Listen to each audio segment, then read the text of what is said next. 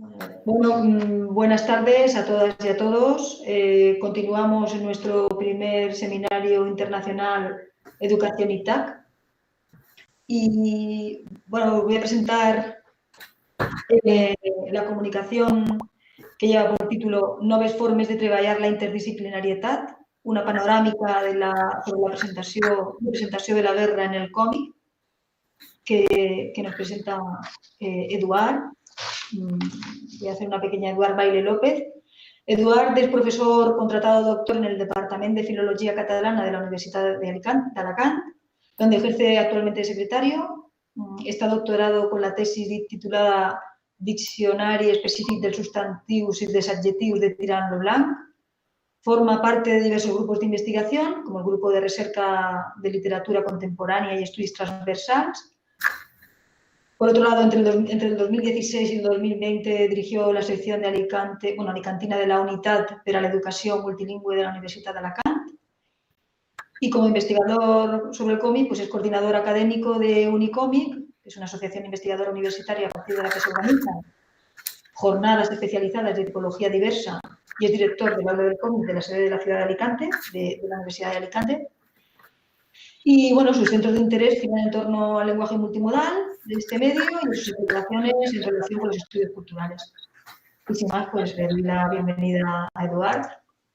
Bona vesprada, buenas tardes, Bon Eduard. dia, bona nit, Mesaina.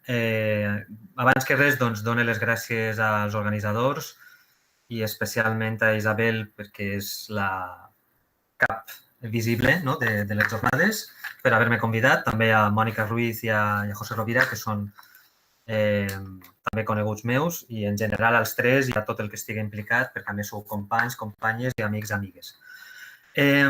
Com ha comentat Isabel, la ponència gira al voltant... hauré de donar a la presentació i ara es veurà més gran, no? Imagina. Entorn a la representació de la guerra i sobretot de la repressió, del tema dels drets humans, etc. En el còmic o en alguns exemples de còmic. Abans que res jo vull expressar que no sóc historiador, per tant, jo sóc filòleg, i no ho dic com una cosa pejorativa, sinó en el sentit que la meva aproximació parteix més, com ha assenyalat Isabel, des del punt de vista de conèixer el còmic i, d'altra banda, sobretot des del punt de vista de recuperar la memòria, d'utilitzar el còmic, en certa manera, com una eina reivindicativa. Per tant, no es tracta tant d'analitzar el còmic des del punt de vista del còmic per ensenyar història o com utilitzar el còmic a l'aula d'història, no es tracta d'això, sinó més eina des del punt de vista del còmic per a treballar uns valors que es fonamenten en fets històrics, en tot cas. Dit sigui això, intentaré anar avançant. Jo, com sempre, poso 1000 diapositives. Isabel, en talles quan creguis convenient, en talles el cap.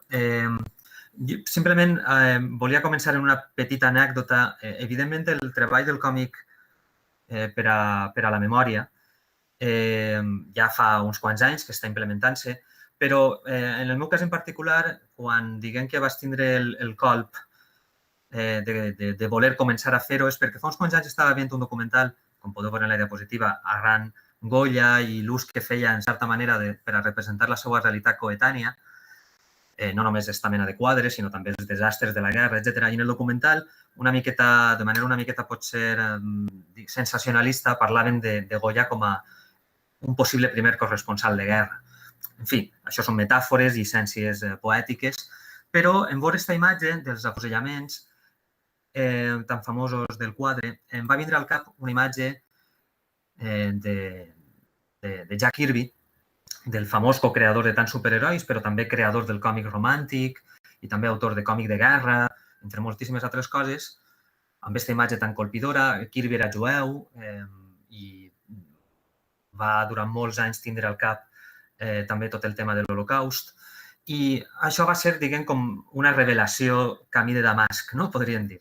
I aleshores simplement vaig pensar que una via interessant seria la d'analitzar alguns exemples de còmic en què s'haguera treballat la representació de la guerra, si havien pesat les convencions de gènere bèl·lic i a partir de quin tipus de còmic podem observar que ens allunyem d'aixòs estereotips de gènere temàtic envers una temàtica més eina memorialística, no? Per dir-ho d'alguna manera. Una possibilitat seria tractar, diguem, aquest còmic industrial, des del superheroic fins al còmic de guerra pròpiament dit, etc. I veure aquestes qüestions de manera obliqua, que podria ser una possibilitat, i alguna nota, algun detall sí que indicaré, però més eina m'interessa més focalitzar, perquè, en fi, hem de seleccionar un corpus en algun moment, en aquells còmics que directament consideren el còmic, diguem, com una eina, sense que això tinga valor pejoratiu, per a treballar la recuperació del passat des d'un punt de vista moral, ètic, etc. No pretenc tampoc fer ara un plantejament conceptual molt llarg, tot i que segurament acabaré fent-lo, però sí que vull fer alguns minuts inicials abans de posar-me directament a parlar d'alguns exemples de còmic en aquelles qüestions que crec que són interessants de treballar a través d'aquesta mena de còmics. Com he comentat, crec que el còmic pot funcionar com una mena d'arxiu de la memòria, com una arma per a recuperar aquesta memòria. Com podeu veure en les diapositives, aniré incloent algunes qüestions de bibliografia. En algun cas potser l'esmentaré, i si no, doncs, ja que estem parlant de còmic, la visualitat de la referència en la diapositiva segurament ja és prou, i si de cas, si algú vol fer una pregunta. Així teniu un parell d'exemples. Després anirem a alguns exemples, diguem, espanyols, més relacionats amb la Guerra Civil, per exemple, i en el franquisme, però així teniu alguns exemples que realment és una temàtica que està en boga en els estudis acadèmics. Una de les coses que em pareix molt interessant en molts d'estos còmics, reprenent aquesta idea d'Umberto Eco de com construïm l'enemic, de com el convertim en una cosa que pràcticament fins i tot en nega l'existència. Si negues l'existència de l'enemic, en certa manera, pots, diguem, combatre de manera més efectiva perquè pots dur amb més facilitat a l'odi. I és un tema que crec que en molts d'estos còmics és interessant de treballar perquè els còmics ens poden permetre, com qualsevol altre mitjà, usar-los com a tecnologies de la memòria, en certa manera, per a recuperar la dignitat d'aquestes persones deshumanitzades.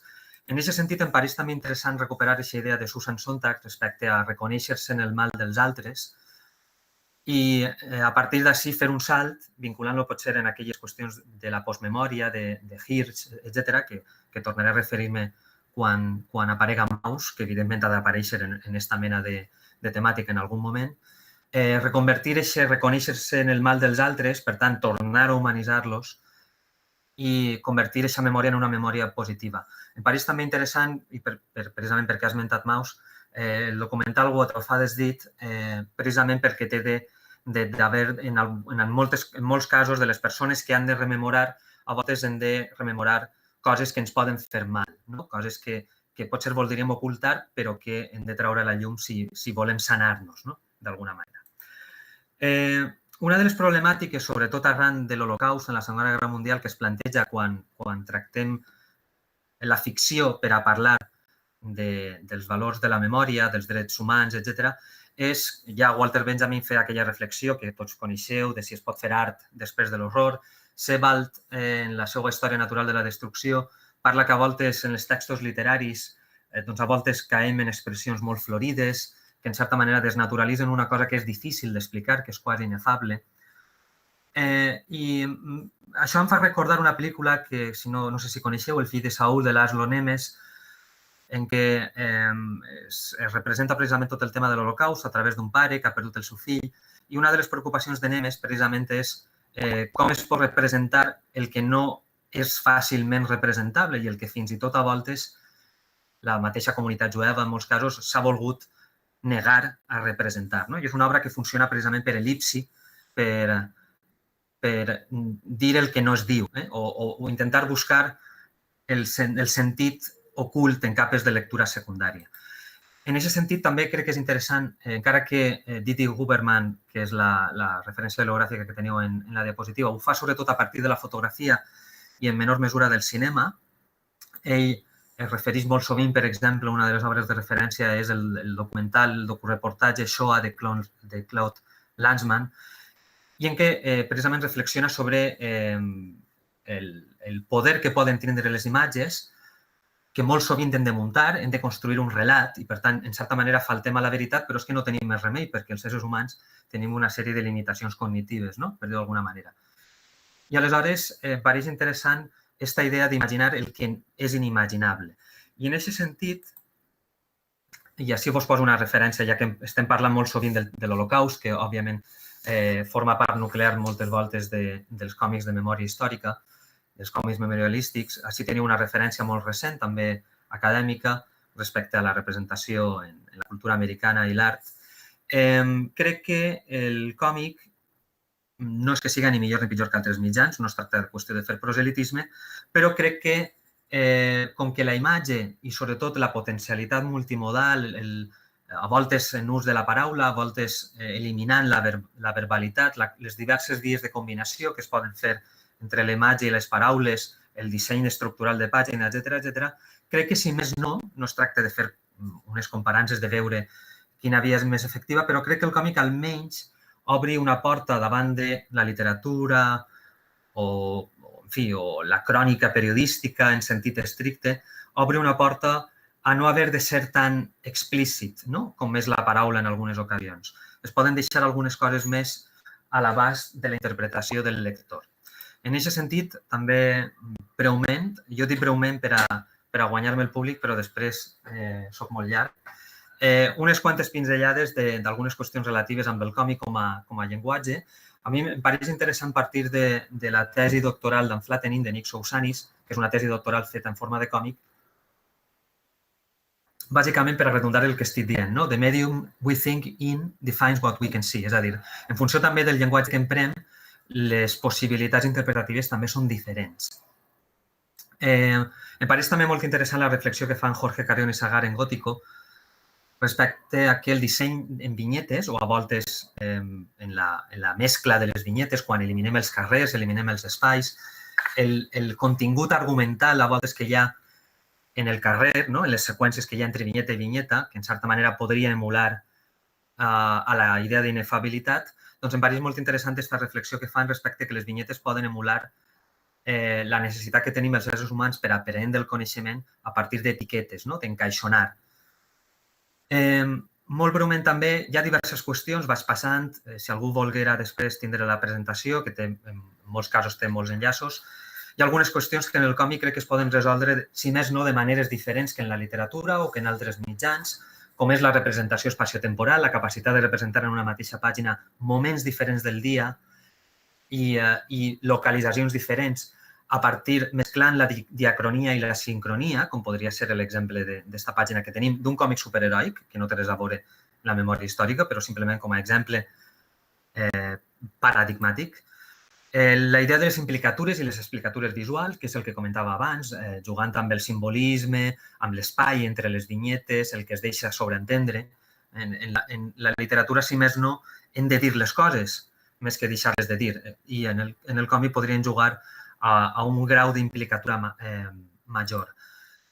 El grau d'iconicitat, que li sonarà a alguna de les persones com a Isabel, perquè el vaig comentar també en un club de lectura, el grau d'iconicitat bàsicament el que vol dir és que poden jugar en nivells diferents del grau des de l'hiperrealisme fins a la caricatura, passant pel simbolisme, etc., i que ens permet també deixar un marge major o menor d'interpretació al lector.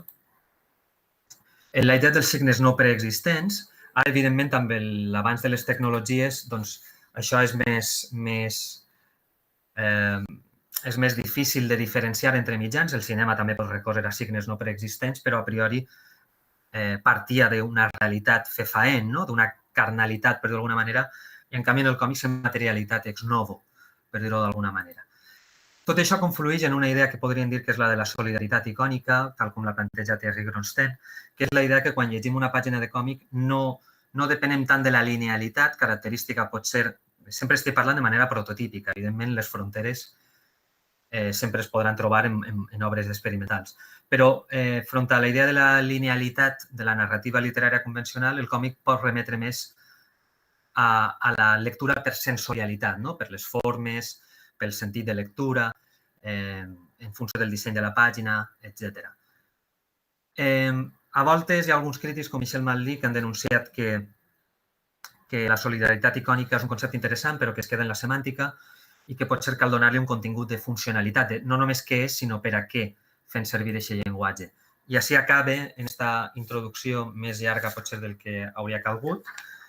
En aquesta idea que es planteja en l'obra de Mahem Ahmed, Openness of Comics, de l'òpera aperta, que en realitat el que fa és aplicar al còmic el que ja assenyalava Umberto Eco i que connecta també en la idea de completar el sentit final del text de què parlava Roland Barthes, pensa que per tot plegat, que he expressat de manera molt ràpida, el còmic permet que l'autor deixi un espai d'interpretació final, de completar el sentit final d'interpretació, major que en altres mitjans precisament per aquest component multimodal basat en la seqüència fixa d'imatges. Dit això, si anàrem a veure algunes obres que puguem encabir en aquesta idea de còmics que hagin tractat el tema de la memòria, evidentment el punt referencial és Maus, ens hauríem d'anar fins a Maus, però de la nit al dia no es construeixen les coses i sempre hi ha alguns precedents i alguns elements que podem considerar pre-còmics de memòria històrica o memorialístics en general, perquè memòria històrica potser és una cosa molt concreta. Tenim així el que es van denominar les woodcut novels, les novel·les fetes a voltes sobre ferro o sobre fusta, d'entreguerres que molt sovint, a partir de plantejaments marxistes, reflectien la vida dels obrers de l'època. Això no es pot considerar un còmic en el sentit modern, entre altres coses perquè es fan en paral·lel en els anys 20, en el moment en què s'està conformant el llenguatge del còmic, però alguns autors, com Santiago García, el famós autor de la novel·la gràfica, i alguns autors, com Spiegelman mateix, l'autor de Maus, han assumit aquesta tradició de les woodcut novels a còmics com ara Maus, és a dir, no són còmics, però són obres que han servit per a fer còmics posteriors i, per tant, en certa manera, serveixen de protoreferents. Si anàrem a alguns casos poquets, com he esmentat adés, del còmic industrial, tenim els còmics de l'editorial S Comics, que era l'editorial també dels còmics de terror i de ciència-ficció més famosos de la història, i en què són diversos autors, eren històries curtes de 8 pàgines, i que, diguem, teníem a Harvey Kurzman, un guionista i dibuixant, com a ideòleg, en què ja reflectia una visió de la guerra, diguem, no gens triomfalista. No són còmics imperialistes, no són còmics propagandístics, sinó que són còmics per a denunciar la guerra. Eixa línia la va seguir el magazín Blazing Combat dels anys 60, de l'editorial Warren, que tenia Archie Goodwin com el seu també guionista i autor més important, i en què també focalitzava sobre aquesta idea del còmic de guerra. Són còmics de gènere, són còmics de guerra, amb soldats, amb una sèrie de clixés de gènere, però amb soldats que dubten, amb soldats que ploren, amb soldats que es replantegen el que fan. I que és una línia que, en certa manera, desemboca també en alguns còmics comercials de l'editorial Marvel o de DC, com els que teniu en les imatges, en què precisament també hi ha aquesta visió a mitjan camí entre el còmic industrial de gènere i algunes notes de còmic autoral o de protocòmic autoral. Sempre amb aquesta idea del proto, no? Per a situar-nos abans de Maus. Dit això, òbviament, no m'hi detindré massa perquè Maus, si no l'heu llegit, doncs hauríeu de fer-ho ja, perquè és com no haver llegit el Quixot o no haver vist Ciutadà Kane, per dir-ho d'alguna manera. És l'obra que realment, a partir de la idea de la rememoració de la vida del pare del mateix Spiegelman, jugant amb un llenguatge simbòlic, en aquest cas amb animals, per a distanciar-se també per aquesta idea d'imaginar el que és inimaginable, en comptes de representar d'una manera de grafisme realista que ens posa massa a prop, que ens passa mal per tindre aquesta materialitat massa a prop del que nosaltres mateixos som, el simbolisme, l'ús d'animals, permet aquest distanciament crític. També una qüestió que a voltes s'escapa és perquè el que fa Spiegelman des d'una perspectiva americana és subvertir la idea dels Looney Tunes. Els personatges animalístics en la tradició nord-americana eren còmics per a fer riure i ell el que fa és subvertir-lo. Ara utilitzaré a Mickey Mouse, utilitzaré a Bugs Bunny, per dir-ho d'alguna manera, però per a fer-vos plorar, per dir-ho d'alguna manera. I també, en fi, els que l'heu llegit heu vist que combina fotografies, en dibuix i juga amb determinats graus, en diversos nivells d'iconicitat. I en alguns moments veiem algun dibuix realista que contrasta. Òbviament, ja ho havia avançat, Maus és el còmic fonamental per a treballar la idea de la postmemòria, de la memòria filiativa, etc. Si anàrem al cas francès, jo crec que el referent més important probablement és Jacques Tardy, que sobretot en el cas de la Primera Guerra Mundial, tot i que últimament està fent la memòria, la recuperació de la vida de son pare en camps de concentració durant la Segona Guerra Mundial, però Tardy és sobretot, entre moltes altres coses, el cronista de la Primera Guerra Mundial des d'un punt de vista molt proper al comunisme, una visió d'opinió crítica molt dura, com podeu imaginar-vos per la imatge. En fi, si sou aficionats al cinema i coneixeu la pel·lícula que s'ha traduït generalment com a Senderos de Glòria, de Stanley Kubrick, que també parla de la Primera Guerra en l'exèrcit francès, és esta visió. Perquè vos feu una idea, a Tardy li van concedir la Legió d'Honor i la va rebutjar. És diguem, l'equivalent, podríem dir, al Carlos Jiménez espanyol.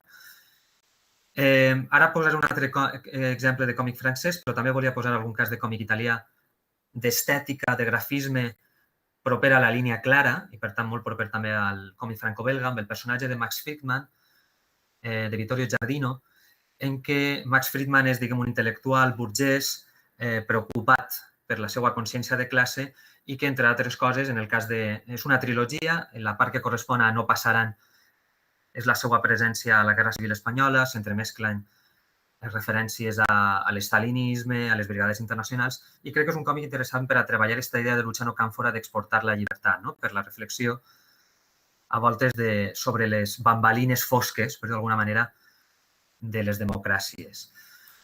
Tornant a algun exemple francès, tenim el còmic de Partit de Chasse, d'Enki Bilal i de Pierre Christine, que planteja la corrupció dels estats socialistes a través de les seues elits, aquesta idea de no manejar-se de la foto, aquesta idea de Stalin, d'eliminar, d'esborrar de les fotos als personatges que s'anaven eliminant.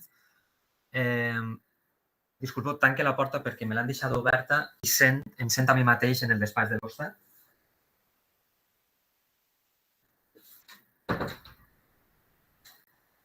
No passa res, però és que si no ens senten eco. Que és una obra en què es podria treballar també aquest concepte del funcionalisme de l'horror que denuncia Hannah Arendt en La banalitat del mal, del jo només obeïa ordres. Hi ha alguns exemples més, ja més recents, dels últims anys, com és el cas de la guerra d'Alain Ingrancop, basada en les memòries d'Alain Ingrancop, un soldat nord-americà destinat a França durant la Segona Guerra Mundial, i que mitjançant una mescla de llenguatges amb la fotografia però amb una base de dibuix, Emmanuel Guibert, un dels referents de la nouvelle bande dessinée, igual que la nouvelle vague hi ha una nouvelle bande dessinée, doncs és també un exemple molt interessant de crònica, de memòria. I també alguns exemples japonesos. Hi ha alguns casos en els anys 50, 60. En el cas del còmic japonès és més difícil trobar casos perquè tirant del tòpic, este punt que tenen els japonesos de discreció, a voltes de secretisme, i es nota també en els còmics. Costa trobar exemples. Entre els anys 50 i 60 tenim alguns casos, però jo crec que el punt referencial és el d'Infierno de Tatsumi, evidentment sempre amb aquesta idea de les bombes atòmiques. Així teniu aquesta imatge icònica de la mare i el fill que queden després de l'explosió, les seues ombres, els seus perfils queden gravats en la paret, però, òbviament, les dues obres més referencials són Adolf, d'Osamu Tezuka, i Pies descalzos, d'una història d'Hiroshima de Nakazawa, en què, en fi, hi ha aquesta mescla de vergonya i de sentiment de culpa, de reconèixer-se, com dèiem, adés en el mal dels altres, perquè, efectivament, la societat japonesa, en bona mesura, es va posar al costat d'Hirohito i es van posar al costat de l'Eix, no? Probablement no ben bé perquè cregueren en alguns dels plantejaments del Tercer Reich, sinó també per a ser la potència hegemònica amb la Xina i algunes altres zones de la seva part del planeta. Un element tangencial a tot això també és la creació d'un subgènere, que és el del còmic periodisme, si teniu alguna referència bibliogràfica, i que, de més a més, en França i a Itàlia, si teniu algunes referències de publicacions, com la Revue Dessinée, hi ha revistes de reportatges que de manera mensual o bimestral publiquen regularment en format de còmic. A Espanya només, i sobretot en el cas de la premsa catalana, i especialment en el diari Ara, se n'han fet alguns experiments, generalment coincidint amb el Saló del Còmic de Barcelona. però tant a França com a Itàlia hi ha publicacions mensuals periòdiques. En el cas del còmic periodisme, el referent fonamental és Joe Sacco, que deriva també de Mauss. Utilitzar el periodisme, podem fer-ho visualment, podem fer-ho en paraules, per què no fer-ho també en còmic? És situar-se en el terreny. Ell sobretot ho ha fet a Palestina i a la Guerra dels Balcans. Tenim algun exemple més, com així també tornem a tindre Manuel Guibert en combinació amb altres autors. També seria un exemple de la nouvelle bande dessinée, el fotògraf, en què també es combina el dibuix i la fotografia. I en Espanya tenim també algun cas d'aquest estil, com és La Grieta de Carlos Espotorno i Guillermo Abril, en què més que combinació el que hi ha és un tractament a partir dels estilemes del còmic, com tractem la fotografia i com la seqüencialitzem a la manera més o menys de la idea de la narrativa seqüencial, que és un concepte polèmic al voltant de si forma part intrínseca o no del llenguatge del còmic, però que això no vol dir que molts còmics no la utilitzen. Més de la pell de brau, no? Que diria aquest poeta català Salvador Espriu, de la piel de toro d'Espanya. He volgut posar la referència a Hazañas Bélicas. Evidentment, Hazañas Bélicas era un còmic de gènere, però a voltes, si apliquem de manera intertextual, podem veure també algunes qüestions curioses, entre altres coses perquè alguns d'aquests còmics, com el cas d'Hazañas Bélicas mateix, han sigut, diguem, criticats d'una manera molt monolítica, i és evident que eren còmics produïts en el franquisme, que tenien una sèrie de limitacions. En Hazañas Bélicas hi ha moltes històries en què els nazis són els bons i els aliats són els roïns, per dir-ho d'alguna manera, però molt sovint aquests còmics els feien autors que eren republicans represaliats. Hazañas Bélicas és fonamentalment obra o entre l'autor més important és Boixcar, Joan Boixcar, que era un republicà represaliat, i una lectura atenta, que és la que proposa, però en particular a partir del Guerrero de l'Antifazis, Roberto Alcázar i Pedrín, el professor Òscar Gual, d'aquesta publicació que és de la Universitat de València, podem intentar llegir, diguem, sense prejuïts, alguns d'aquests còmics de la postguerra i dels anys 40, 50, fins al 53, en què ens podem trobar més d'una sorpresa o no si fem una lectura crítica, sossegada i donant per descomptat que els autors feien el que podien fer, no?, en l'època. Però, òbviament, si hi ha el referent de Mauss per als Estats Units i, en general, per a tots, si hi ha el referent de Tardí per al còmic francès, el referent és Paracuellos, de Carlos Jiménez, a partir d'una visió plenament marxista, pamfletària, i no ho dic en un sentit pejoratiu. En aquest cas, ell té moltes altres obres. En el cas de Paracuellos ja sabeu que és la rememoració de la vida dels xiquets dels vençuts a les llars d'auxili social. Podrien connectar en aquella idea de Vallejo Nájera, no?, d'eliminar el gen socialista, d'eliminar el gen comunista, el Vallejo Nájera, que era el nostre Mengele espanyol, com se sol dir, i que per cert és el iaio o el besavi d'una cuinera relativament famosa en els mitjans de comunicació i que últimament va fer una entrevista en què deia que havia començat de zero. Perdó, és que era una cosa que havia de dir perquè precisament això és negar la memòria.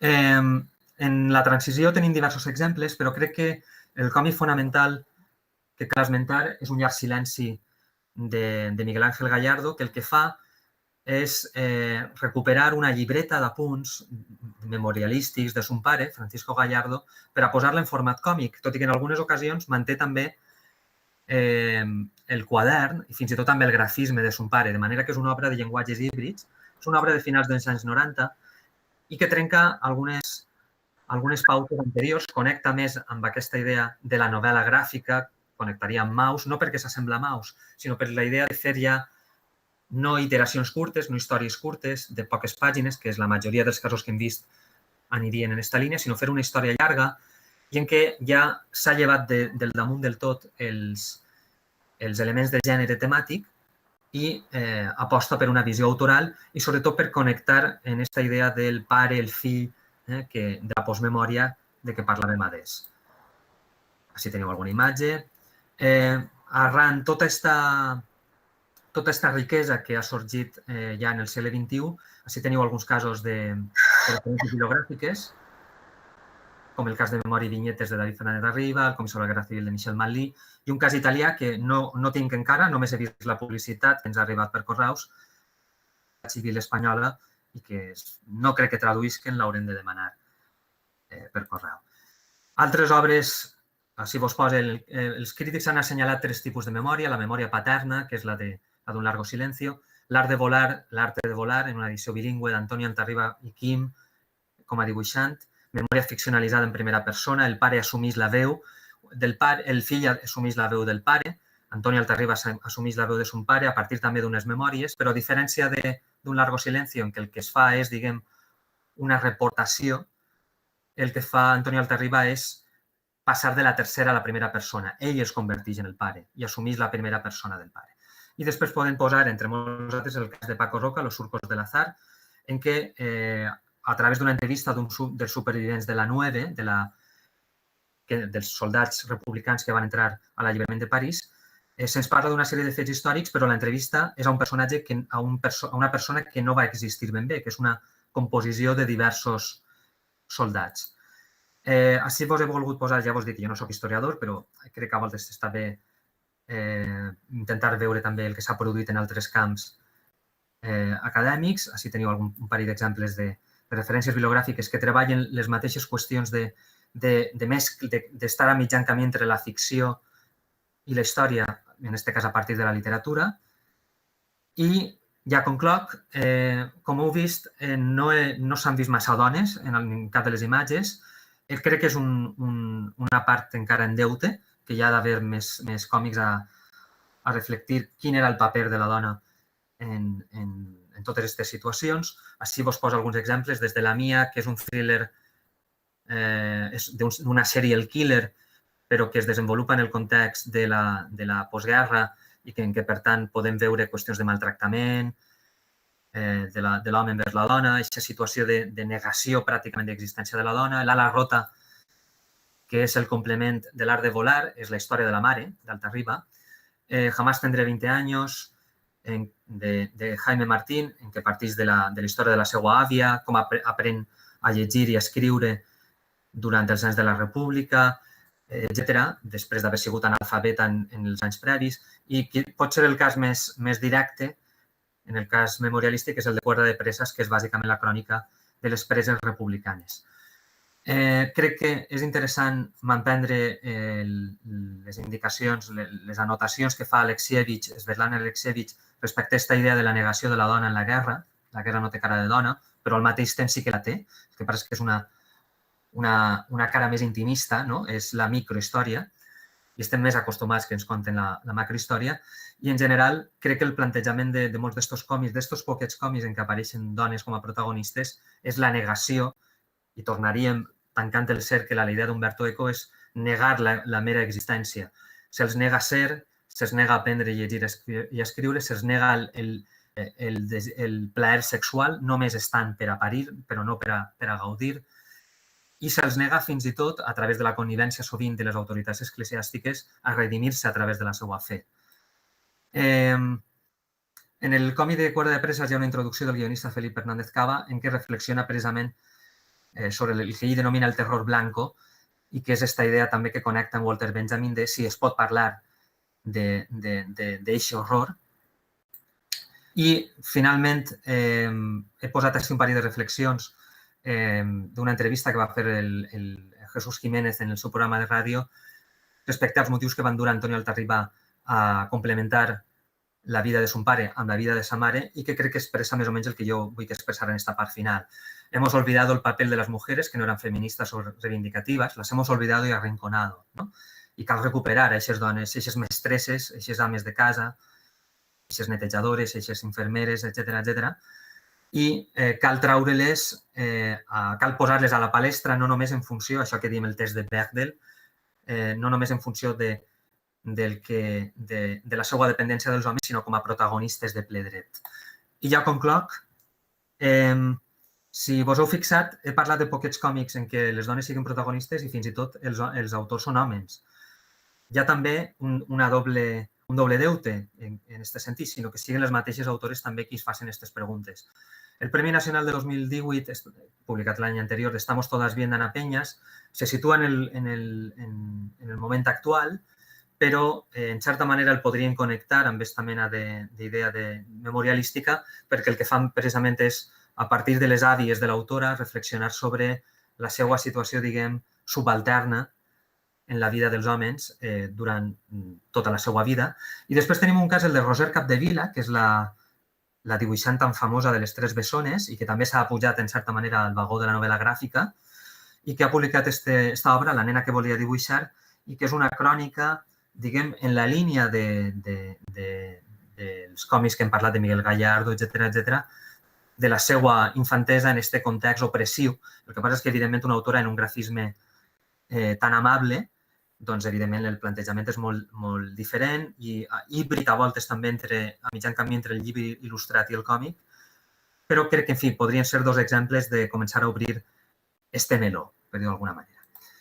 I, sense més, m'acomiada en esta vinyeta de Los surcos del azar de Paco Roca, que reflecteix el port d'Alacant. Los surcos del azar comença amb la fugida dels últims republicans quan estan a punt d'entrar les tropes italianes i està la gent desesperada llançant-se fins i tot a la mar per pujar al vaixell Stambrook i que crec que és una manera, ja que estem a la Universitat d'Alacant, una manera bastant adient per a concloure. I això és tot. Moltíssimes gràcies, Eduard, per la teva presentació i la teva exposició sobre el còmic i la imatge del còmic a la guerra. Sí que és veritat que hi ha alguna pregunta en YouTube, però jo abans de començar sí que volia, perquè, clar, has fet un recorregut que ha estat molt il·lustratiu de la situació. Era molt accelerat, ja ho sé, però bé. No, què va. Però sobretot jo volia alabar-te la visió que ens has donat, perquè ens has donat una visió des del principi, no? I de com ha anat evolucionant el còmic, el tractament del còmic i la visió de la guerra. I sí que a mi m'agradaria fer-te una pregunta, molt que potser quan te fas la pregunta dius, és una obvietat. Si m'acoste és perquè et sento una miqueta llunyana. Crec que acostant-me no canvia res, però és això del sonotone. José, dissimula. No sé si a lo millor, si a l'ordinador, a lo millor és que tens la veu baixada de lo que és el monitor. Sí, però és que estava normalment soles, però José ha entrat un vale.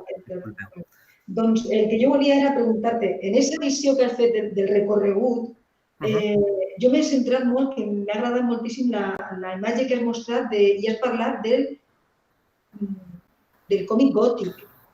Jo, parlant de la imatge meva quan he estudiat història, la portada i la imatge que has mostrat de fixar-se en els elements i prescindir de lo que és l'escenari, on estaven només els elements, els personatges, en relació a l'ús de la imatge per a treballar el concepte de la guerra i que en realitat és el que ens has mostrat, no? Com el còmic va treballant i utilitza la imatge de la guerra, del conflicte bèl·lic, al llarg de la Primera Guerra Mundial, has parlat, jo entenc que també de la Guerra Civil, de la Segona Guerra Mundial, en el d'Hiroshima, els japonesos... Sí, clar, n'he fet una selecció, vull dir, igual que he posat aquestes, podria haver posat altres, sí. Sí, i la pregunta és, no, ho dic perquè, per exemple, des del punt de vista didàctic, jo ara estic pensant,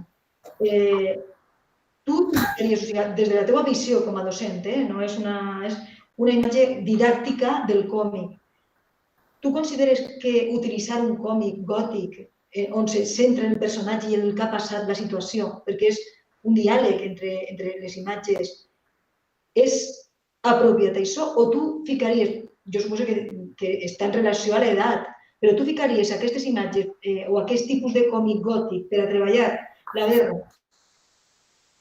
a secundària, on te centres en el missatge que vol donar, o lo deixaries això per a primària per ser més simplista? A veure, no sé si has d'apagar el micro o... Mònica, però ara jo le silencio, ja està. El cas de Gótico que he mostrat al principi no és que fos un còmic gòtic, potser és que com que he passat molt ràpidament, és una obra en què hi ha un plantejament conceptual discutible, però com a mínim productiu, que és que la nostra manera de dividir el coneixement, d'estructurar el coneixement, en certa manera partix del retaule gòtic, que per oposició al retaule romànic té una sèrie de característiques diferents, de profunditat, de seqüencialitat, de com es miren els personatges entre si i com ens miren els personatges als espectadors. I a partir d'ací el còmic fa una sèrie de reflexions també per a intentar emmirallar l'estructuració del retaule gòtic i de les vidreres, etc en la manera com fem modernament còmics. Per tant, no és que fos un còmic gòtic, sinó que partia d'un plantejament conceptual. Això d'una banda. Sí, no, esa era la pregunta. La pregunta era, yo que estoy Clar, per tant, no era...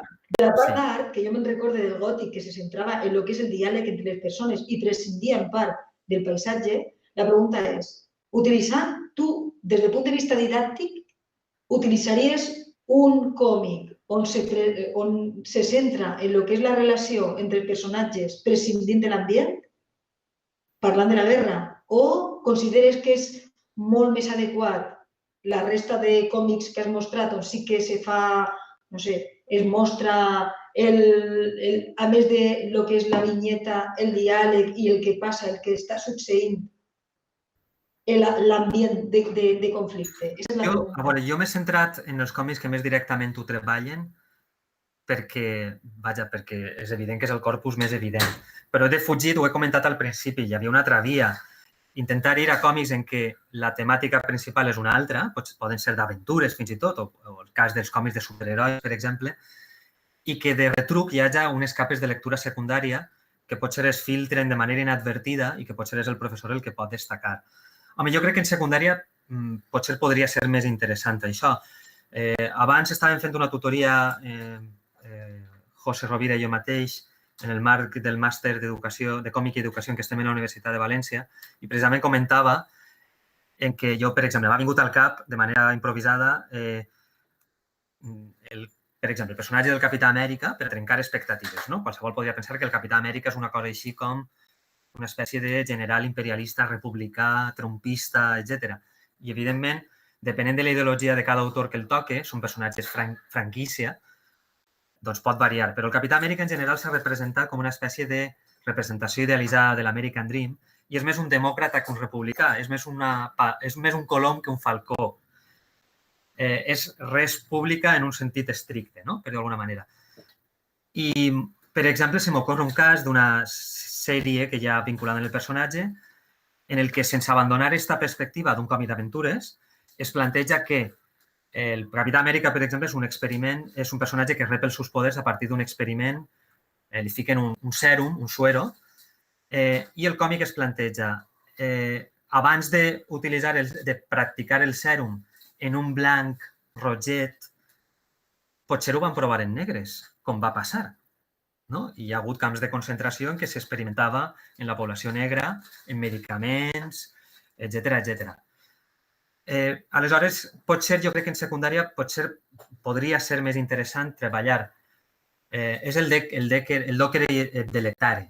Potser és una manera de fer entrar aquesta idea d'entreteniment i que en l'entreteniment, de manera més implícita, vagin entrant aquestes qüestions. De tota manera, també, si seleccionarem algun dels altres còmics, també caldria veure quin cas. Jo crec que, per exemple, per anar a pràcticament l'última diapositiva, el cas de Roser Capdevila és un còmic en un punt amable que et fa entrar coses molt grosses de manera amable, jugant en llenguatges diferents, literaris, a voltes plenament de còmic, i que pot ser una miqueta més fàcil de pair.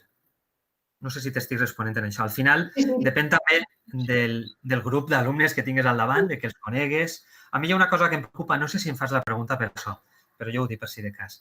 A mi una cosa que em preocupa és que el que sí que cal pensar molt és el tipus de narrativa al qual aquests lectors estan acostumats. Perquè hem tingut alguna conversa, tu i jo mateix, a voltes amb Mònica, en còmics que poden ser excel·lents, que a mi em pareixen excel·lents, i poden funcionar. Al final depèn un poc del que tu facis com a mediadora, no? I de com ho vagis introduint. Però pot haver-hi... Hi ha còmics de superherois, posem per cas dels anys 70, que són clàssics absoluts, però que tenen una narrativa que avui dia diríem una narrativa morosa, molt lenta, amb molts diàlegs. Quan els còmics de superherois actuals confien molt més directament en el poder de les imatges i són més ràpids. Hi ha més... Els còmics antics de superherois expliciten molt les coses. No? Hi ha molt de discurs que t'està explicant el que hi ha en la imatge, en què li estan dient pràcticament al lector el que ha d'interpretar. I modernament això no passa tant. Per tant, a mi el que sí que em podria preocupar és reflexionar sobre quin tipus de narrativa els entra millor a aquests alumnes. I pot ser un còmic que és fantàstic, però que és de fa 30 o 40 anys i que depèn molt d'un determinat tipus de grafisme, d'un determinat disseny de pàgina, etc. Pot ser es pot resultar extemporani. O no, també depèn de com ho introduïsques. Però com a mínim, si tries això, sàpies que has de saltar eixa frontera, per dir-ho d'alguna manera. Molt bé, moltes gràcies, Eduard. Hi ha una pregunta en YouTube, pero no sé si Mónica volvió a preguntarte alguna cosa. Bueno, pues en primer lugar, felicitar a Eduard Valle. Para mí es la persona que más sabe de cómic de la Universidad de Alicante y de España la segunda, Eduard. Bueno, no, la cuarta. La cuarta. Te felicitan por la intervención y hay una pregunta, ¿no? que dicen si la representación de la guerra civil en el cómic es igual desde la perspectiva de los vencedores o de los vencidos. Si en el còmic también és diferent o és igual? Home, sí, el que passa és que entraríem en una polèmica que segurament sí que coneixeu en el cinema. Si em preguntàreu per un còmic fet des de la perspectiva dels vencedors, suaria molt. Perquè, clar, els vencedors ja han contat la història, no? I els que normalment fan aquesta mena de còmics, vaja, no pretén fer ara proselitisme, però normalment són còmics des d'una perspectiva d'esquerres, republicana, etc. En el cas que he esmentat Hazañas Bélicas, que sí que és un còmic fet en el moment, clar, Hazañas Bélicas és un còmic de guerra, en tots els convencionalismes de la guerra, un còmic de trinxeres sobretot, que a voltes realment, fins i tot a voltes no és ben bé un còmic de guerra, és quasi un còmic d'amor, és el soldat que pensa en la seva amada que està a casa, si la tornarà a veure o no, al fill, però ho fa des d'un tipus d'esquema quasi més del còmic romàntic. Clar, en aquesta mena de còmics el que passa és que tenim una dicotomia molt interessant que és el que ens referia i que jo crec que cal fer relectures, que és còmics produïts en els anys 40, 50, en un moment de censura dur, que estan molt vigilats i en què, com vos he dit, els nazis, per exemple, són els bons en alguns casos, però que sovint estan fets per republicans. Com és el cas de Boscar, o en el cas d'altres còmics de Bruguera, Hazañas Bélicas era de Toray, si no recordo malament, gent com Josep Escobar, etc., el creador de Zipizape, etc., eren republicans, però que havien de produir, havien de viure, i per tant hi ha una espècie de tensió. Cal llegir en lectures ja no secundàries, sinó quasi terciàries o quaternàries per a trobar la ideologia dels autors. I tornant ja per concloure la resposta, simplement, per a trobar pròpiament un còmic des d'una visió dels vencedors modernament, jo ara mateix no em ve cap exemple al cap. Algun en deu haver, però és complicat. Vale. Moltes gràcies, Eduard. Moltíssimes gràcies per la teva aportació. Crec que ha sigut molt il·lustrativa del còmic i tot el que s'està fent, com a mínim, aquest resum que ens has fet tu del treball de com s'està tractant el còmic i la guerra, el conflicte bèl·lic. Jo me sume a això que ha dit Mònica, que eres el que més sap de la universitat sobre còmic, i te felicite perquè... També hi ha un company del departament de Mònica, Francisco Ortiz, estarà allà, per si m'està sentint. Jo sempre me quedo en les teves presentacions, me quedo en... És que m'encanta, m'atrapes sempre en les teves presentacions. La teua veu, si no, m'encanta. O sigui que moltíssimes gràcies. Em farà ruboritzar, però bé, com que estem en la distància no és tan greu. Bé, moltíssimes gràcies, Eduard. A tu i a Mònica. I a José, que el tinc així al costat. Gràcies, moltes gràcies. Adéu. Adéu. Bé, i ara continuem. Ja anem un poquet en retard, vamos con retraso ya de las comunicaciones, pero bueno, no, creo que ha sido ilustrativo, productivo y enriquecedor la propuesta de Eduard, de la nueva forma de trabajar la interdisciplinariedad sobre una panorámica sobre la guerra y el cómic. Y bueno, ahora va a intervenir Cristina, que está conectada, pero no sé si está con nosotros o... Cristina, ¿estás? Sí, está aquí. Buenas tardes, Cristina. Hola. Otra vez, buenas tardes. Buenas tardes. Bueno, ahora sí te voy a presentar, ¿vale? Que en la mesa redonda he decidido y he considerado que era más lógico presentarte ahora y bueno, voy a presentarte. Cristina Yáñez Aldecoa nos trae la comunicación reptes sobre situacions complexes en l'ensenyament de les ciències socials en la formació inicial dels mestres. Cristina es licenciada en Geografía e Historia por la Universidad de Barcelona. Hizo la especialidad en Prehistoria, Historia Antigua y Arqueología. Además, ha realizado un posgrado en Turismo Cultural y un máster en Gestión Cultural por la Universidad de Barcelona. Está doctorada por la Universidad de Andorra con una tesis titulada Análisis de la implementación de las TIC en los museos de Andorra, bases para el diseño y desarrollo de una estrategia de evaluación como herramienta de gestión.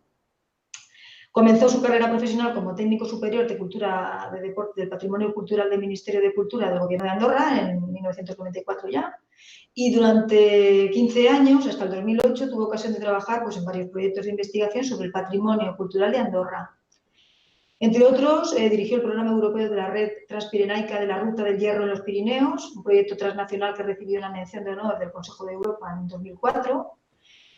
Entre 2003 y 2006 compagina su trabajo en el Gobierno de Andorra con profesora de la Universidad de Barcelona en el posgrado de Turismo, Cultura y en el máster de Gestión Cultural.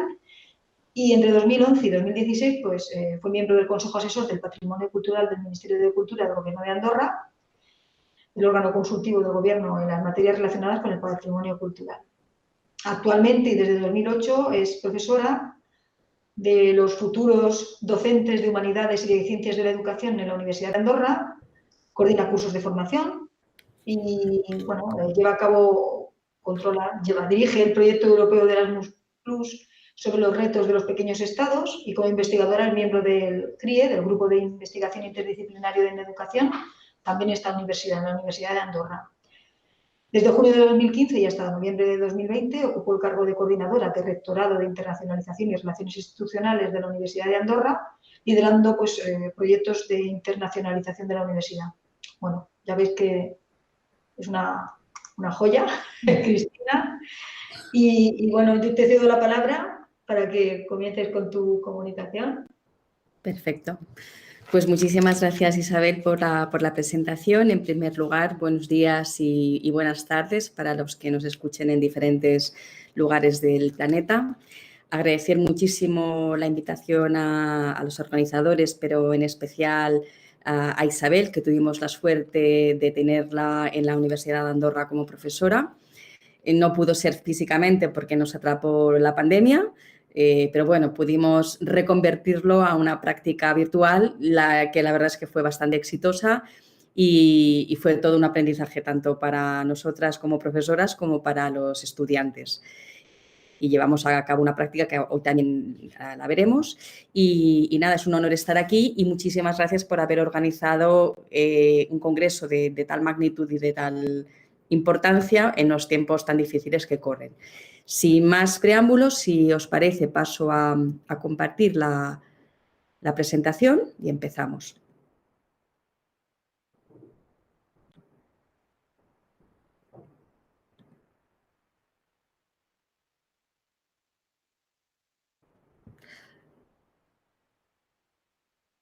A ver, ahora no me deja, ¿por qué?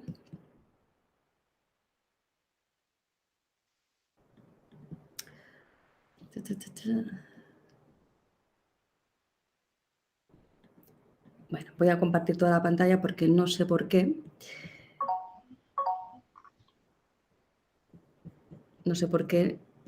En presentar ahora, Cristina, no te deja, ¿no? En presentar ahora... Antes he probado y me dejaba escoger la ventana. Ahora no sé por qué no me dice que tengo que... Porque si hago esto, no, tengo que coger... Me obliga a coger la pantalla entera. Bueno, no pasa nada. La pantalla entera... No es por compartir la pantalla, es posible que Firefox no tenga permiso para grabar. Vale. Disculparme, salgo del Firefox y me voy al Chrome. Bien, esta mañana nos ha pasado también. Pero bueno, que te puedes salir y entres otra vez a Meet y... Salgo, disculpar un segundo, salgo y vuelvo a entrar enseguida. Tranquila.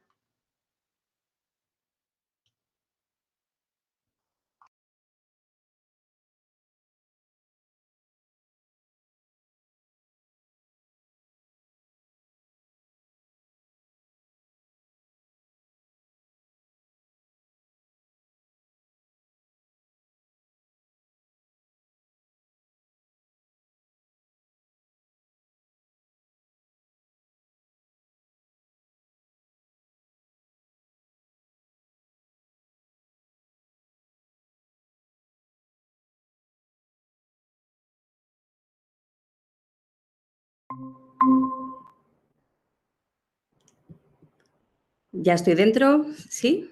Perfecto. A ver si ahora le gusta más y nos deja hacerlo.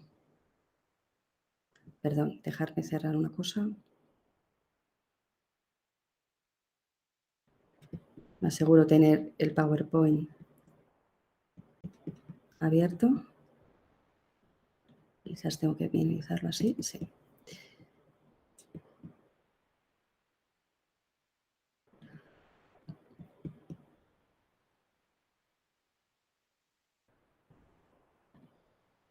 Ahora sí. Perfecto. ¿Lo veis, no? ¿Sí? ¿Se ve bien? Sí, perfectamente. Sí, Cristina. Fantástico. Disculparé este mini problema técnico. Muy bien. Vamos allá. Pues lo que vamos a ver en la presentación de ahora es en la Universidad de Andorra. Os voy a explicar brevemente el contexto, es decir, cómo es la universidad, cómo es la titulación, los objetivos, un poco la metodología, las experiencias y las conclusiones y los retos de futuro. Aquí podéis ver un paisaje de nuestro país, que es un pequeño país de 472 kilómetros cuadrados, que se encuentra en medio de los Pirineos, en el corazón de los Pirineos, entre Francia y España. Es un país completamente independiente con su propio sistema educativo. Entonces, como profesora de Ciencias Sociales y como por mi bagaje como técnico de cultura, siempre he tenido muchísima preocupación por intentar conectar el mundo académico con el entorno y, sobre todo, entender el patrimonio como los testimonios que hemos heredado de la historia y que nos sirven como herramientas para entender la historia y también la transformación del paisaje. Entonces, a través de la evolución de los 12 años ya que llevo en la universidad, hemos ido planteando diferentes proyectos que hoy os voy a presentar 7 experiencias y un poco están basados en esta filosofía, ¿no? del constructivismo, ¿no? del learning by doing, de intentar plantear situaciones de aprendizajes complejos, de sobre todo incidir mucho en la necesidad del acompañamiento y de la evaluación, que es fundamental para el éxito del aprendizaje. También, evidentemente, la adquisición de las competencias, pero sin descuidar nunca el conocimiento, y ese es el difícil equilibrio, donde hay que empujar y apretar más a los estudiantes. Potenciar la autonomía del aprendizaje y, evidentemente, para que así sea, ellos deben identificar aquellos temas que para ellos son más significativos. Potenciar todo el tema reflexivo, argumentativo, de pensamiento crítico, que es fundamental para la sociedad actual en la que vivimos. Y potenciar, evidentemente, el interés por las ciencias sociales. Entonces, pasando al contexto, en el modelo pedagógico por competencias, que evidentemente ha llegado a todas las universidades a través de todo el proceso de Bolonia, bueno, pues las competencias las tenemos como en cualquier universidad, las específicas y las transversales. Lo que sí que es diferente quizás en la Universidad de Andorra es que, como somos un país de inmigración, somos un país multilingüe, es decir, hablamos el catalán, es nuestra lengua oficial, pero la mayoría de nosotros hablamos el castellano, muchos de nosotros hablamos francés y, como la gran mayoría del planeta, el inglés. Pero como lenguas de coexistencia en la sociedad serían el catalán, el castellano y el francés.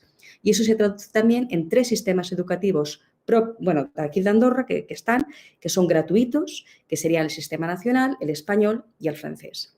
La novedad que ha llegado recientemente, hace unos pocos años, es la importancia de incidir en las competencias vinculadas a la ciudadanía democrática y cívica y a los derechos humanos.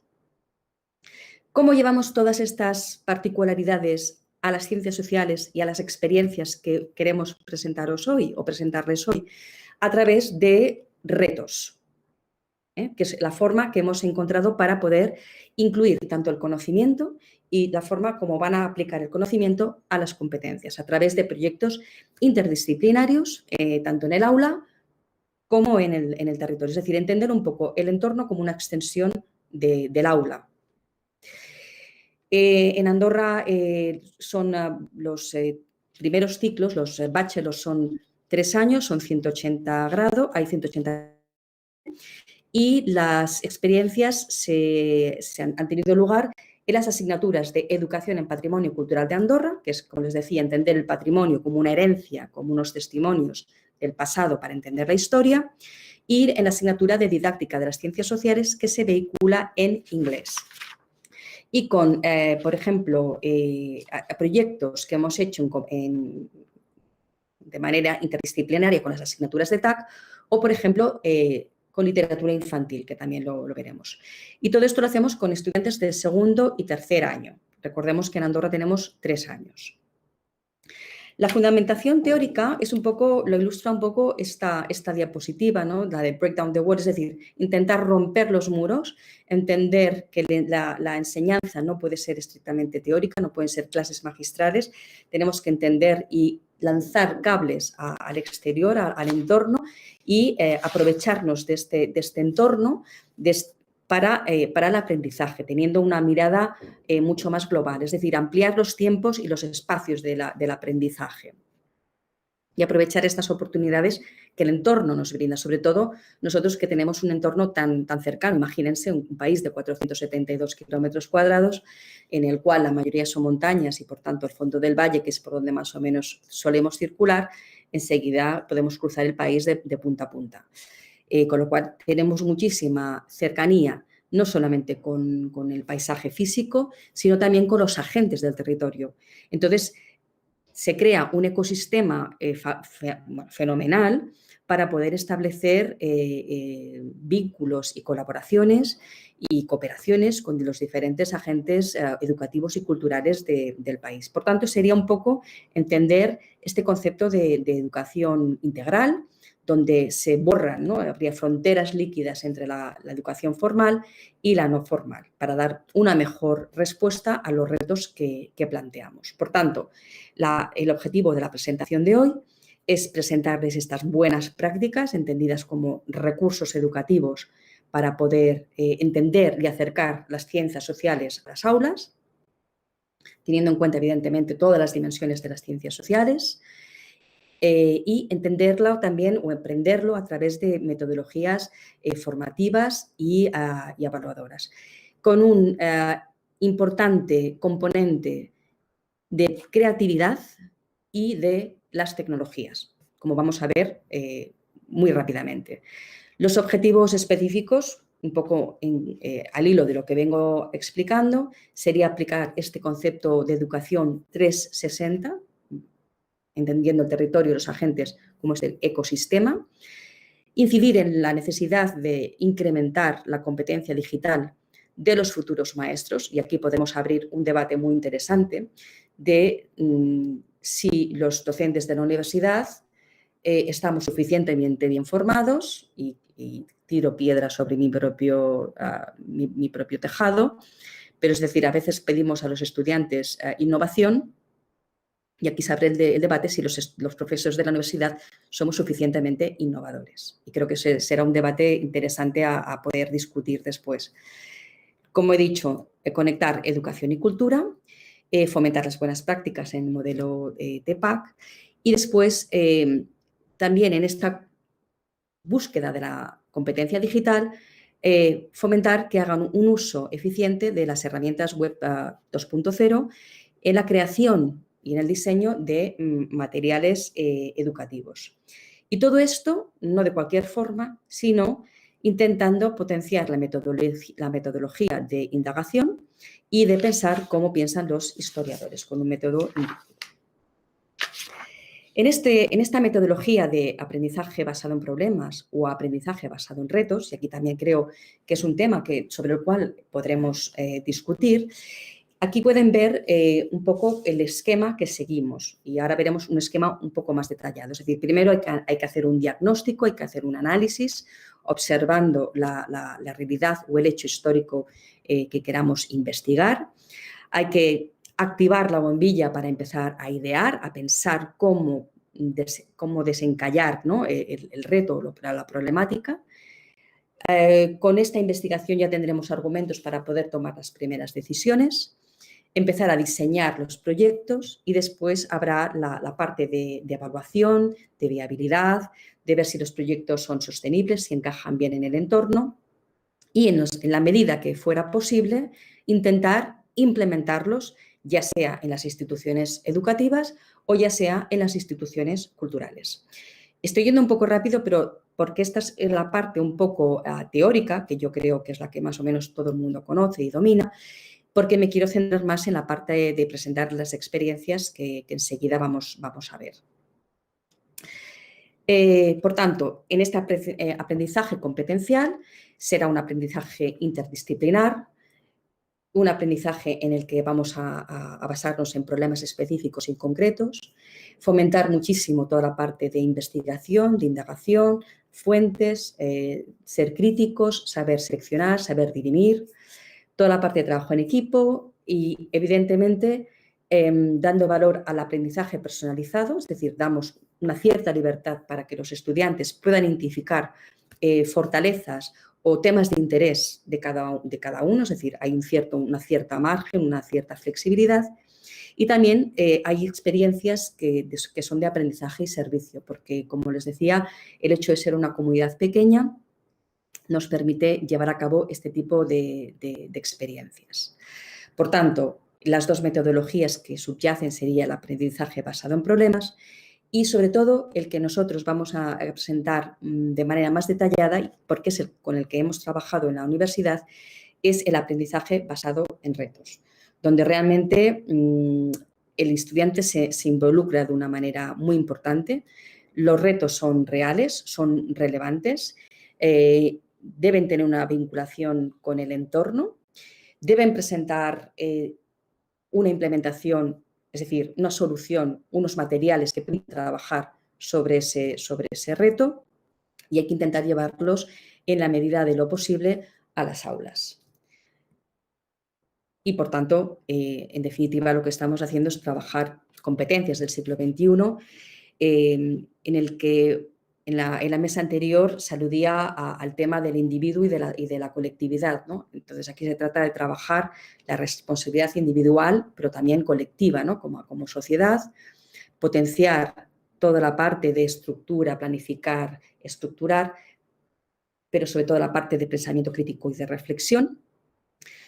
Toda la parte de las competencias comunicativas, es decir, no solamente para saber explicar el proyecto, sino toda la parte también lingüística, porque, como les he dicho, en la universidad la vehiculación se hace en catalán, en francés y en inglés.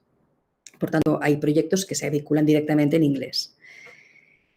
Toda la parte de toma de decisiones, que va muy vinculado con el pensamiento crítico y el uso adecuado de la tecnología.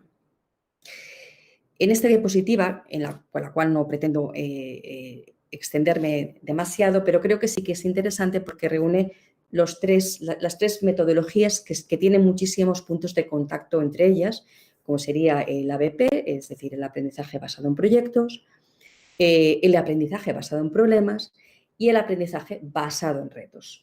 Las tres se parecen mucho entre ellas, pero tienen pequeñas diferencias. Nosotros nos vamos a centrar en la última columna, que es el aprendizaje basado en retos, porque nos parece que es un escalón más. En todo caso, podemos debatirlo después. Y aquí sí que les presento la metodología que seguimos en la presentación de los retos. Esta diapositiva sí que me voy a detener un poquito más, porque es un poco la base metodológica de todas las experiencias que van a venir a continuación. Tenemos un punto de partida, como un poco, como si fuese un juego, ¿no? La oca, el parchís, el parchís no, la oca.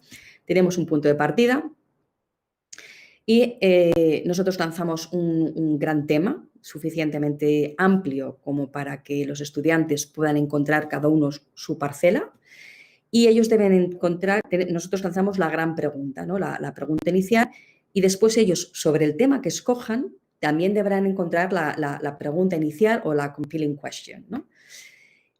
Y evidentemente ellos deberán justificar por qué escogen ese tema y qué es lo que pretenden hacer con ese tema. Es decir, tienen que idear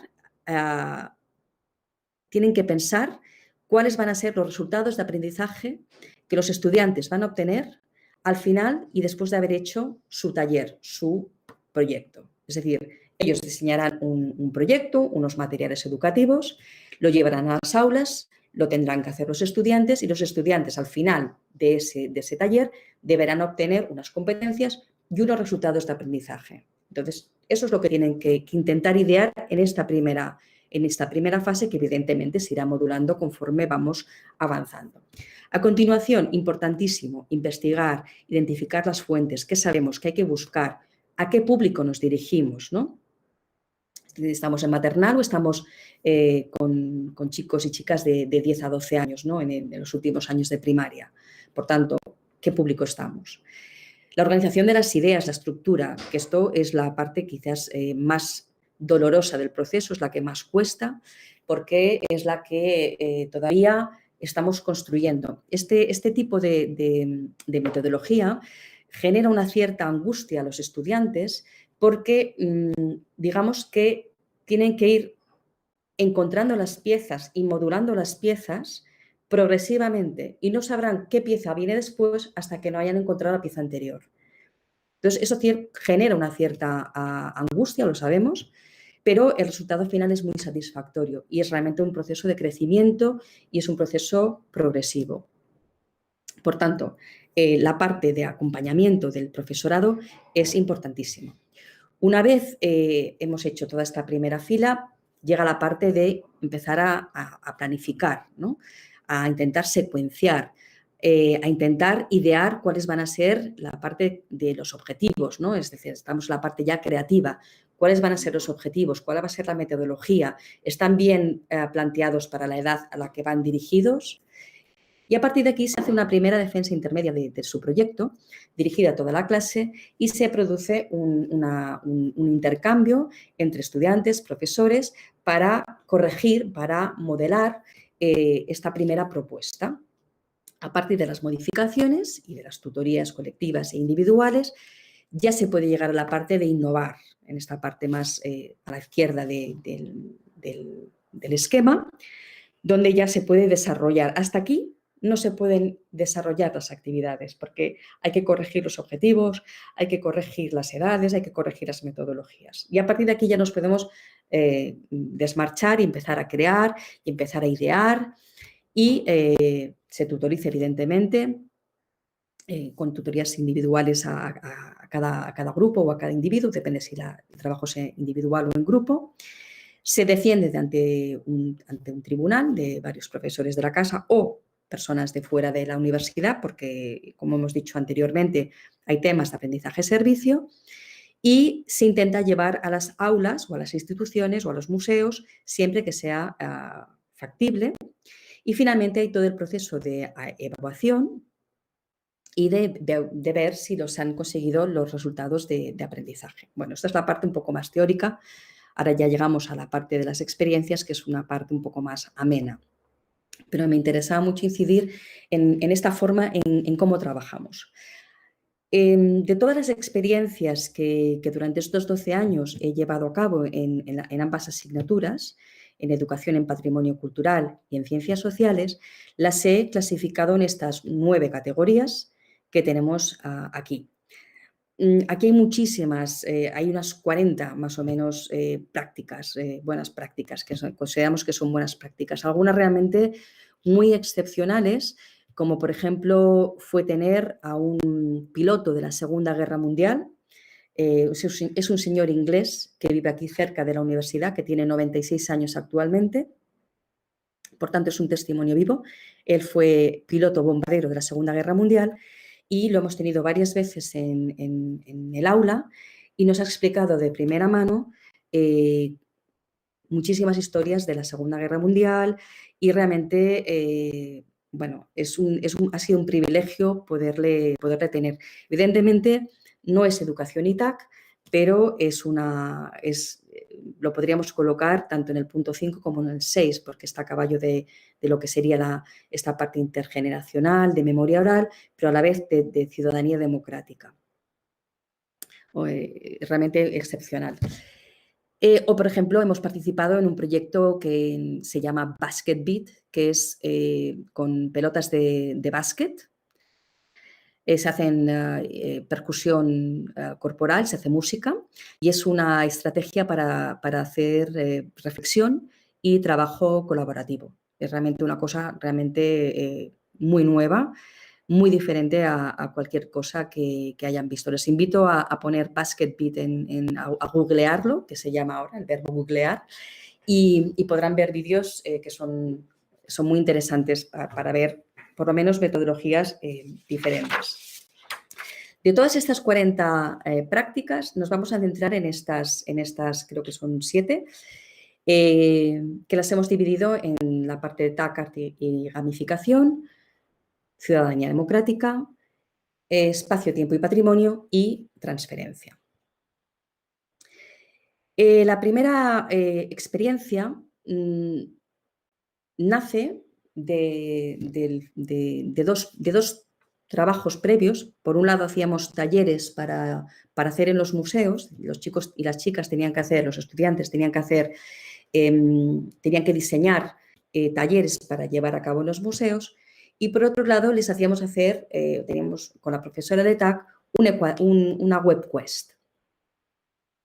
A raíz de una formación que hicimos con Xavier Carrera, de formación de formadores de la UDL, Xavier Carrera nos invitó a unir este taller con la web quest. Y de aquí salió el ecuaderno.